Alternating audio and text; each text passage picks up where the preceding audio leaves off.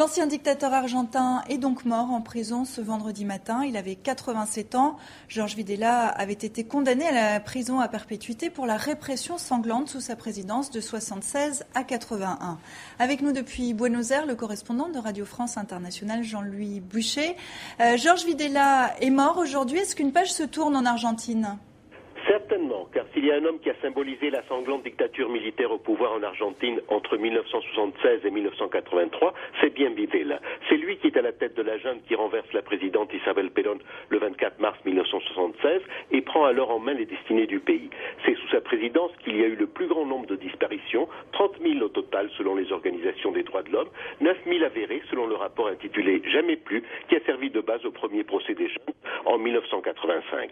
Déjà condamné dans plusieurs procès, dont 2 fois à perpétuité, il est mort alors qu'il était en cours de jugement pour sa participation au plan Condor, l'international de la répression formé par les dictatures sud-américaines dans les années 70. Dans ces procès, Videla a toujours entendu assumer ce qu'avaient fait les militaires en tant que responsable principal et sans jamais exprimer de regret pour ce qu'il appelait une guerre justifiée contre la subversion. C'est pour cela aussi que plus que d'autres généraux condamnés ou en cours de jugement, on l'identifiait à la dictature. Alors, quelles sont les premières réactions ? On voit que c'est un personnage important de l'histoire récente de l'Argentine. Évidemment, il n'y a pas grand monde pour regretter Jorge Videla, en tout cas pas publiquement, peut-être certains de ses anciens camarades encore vivants. La classe politique tout entière rappelle le tyran qu'il a été.